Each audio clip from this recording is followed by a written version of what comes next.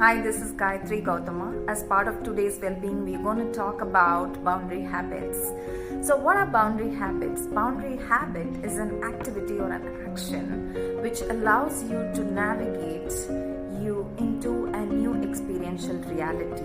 So, on a day, unconsciously, we have created a lot of boundary habits. Example is when you come back from work or from school or college, you want to sit in sofa or couch in a specific place. You want to watch or hear to a specific type of movies or music. When it rains, you want to drink hot tea, or you get up in the morning and the first thing you want to do is you want to water the plants, right? So all these are boundary habits which we have unconsciously created. So there are three major aspects to these boundary habits. The very first thing is an activity or an action which is actually a boundary habit. And then the second thing is the storytelling, which is the most important part. So every boundary habit has a story which we tell ourselves. Assume that morning you're going to a gym. The story we tell ourselves are mostly you're going to get energized, you're getting ready for your day, right? You're strengthening yourself, you're working on your well-being. All these are the stories which we tell ourselves, which are very important. So this leads us to the third aspect, which is the experience. So as part of the storytelling, we gift ourselves an experience, and that becomes the experiential reality. So if you're saying yourself, yes, I'm going to gym, I'm doing an yoga and I'm feeling energized, the third thing which you're gifting yourself as an experience is the freshness. You're feeling alive, you're feeling enhanced, you're feeling energized. So all these are the three aspects of a boundary habit.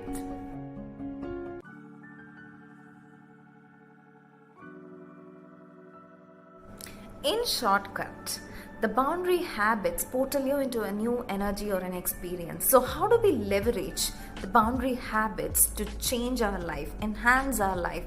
If planned and executed, the boundary habits which you are planning can enhance your life. You can learn a new skill, you can learn to organize yourself, you can work on your well-being, you can work on your family well-being, you can work on your anxiety and anger levels. So this is like great way to have life in control.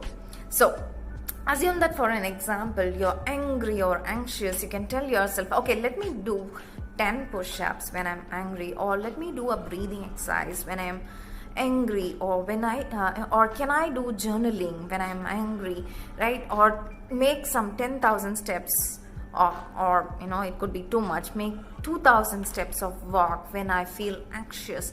All these things where you can define yourself, and the story you can tell yourself is, I'm going to disconnect myself, or I'm going to transmute my energy from being negative to positive. So that's how you work on it.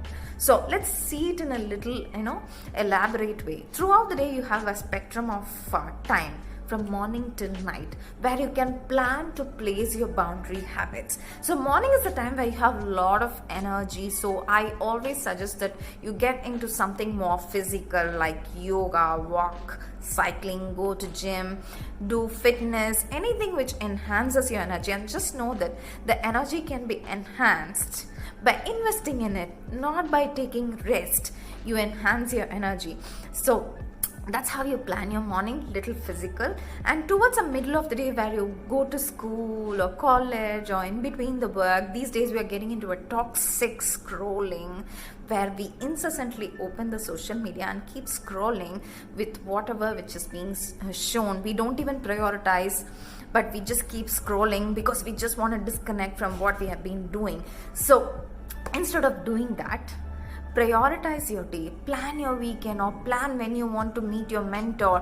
Organize yourself in your thoughts on what you want to do in the further part of the day, which subject you want to study, or what you want to do towards end of your day, what kind of bills you want to pay. So all these things you can organize yourself. Or there can be a lot of scope which you can use through the learning platforms. There are a lot of learning platforms like LinkedIn, Coursera, Skillshare, where the skill sets a variety of skills that are available for you to learn. So get nominated, get enrolled in it, and start learning a new course. And towards end of the day, you can keep your boundary habits little light and relaxed way. It can be more of journaling, retrospection, spending time with the family, having some relaxed mind, listening to music, or practicing your music, right, or practicing your art. If you have something like dance, I suggest you practice it towards beginning of the day where you have more energy. So all these things where you have a combination of habits for your well-being, for increasing your skill set, upskill or learn a new skill and relax yourself, have well-being time, working on yourself for your calm and peace are some things which you can plan as part of your boundary habits. So I'm going to put down some examples of boundary habits and for various perspectives, and I'm curious now to understand what kind of boundary habits you're planning and what kind of stories you want to tell as part of these boundary habits, and what is the gift you are expecting, the experience which is a gift you're expecting from those boundary habits is something which I'm now curious.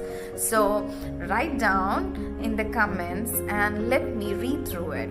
So until we see the next well-being video, bye-bye from Gaethri Gautama. I hope this was useful, and this channel is something where I'm planning to create an overall well-being. So keep looking for a lot of information in varied spectrum. Thank you so much. Bye-bye.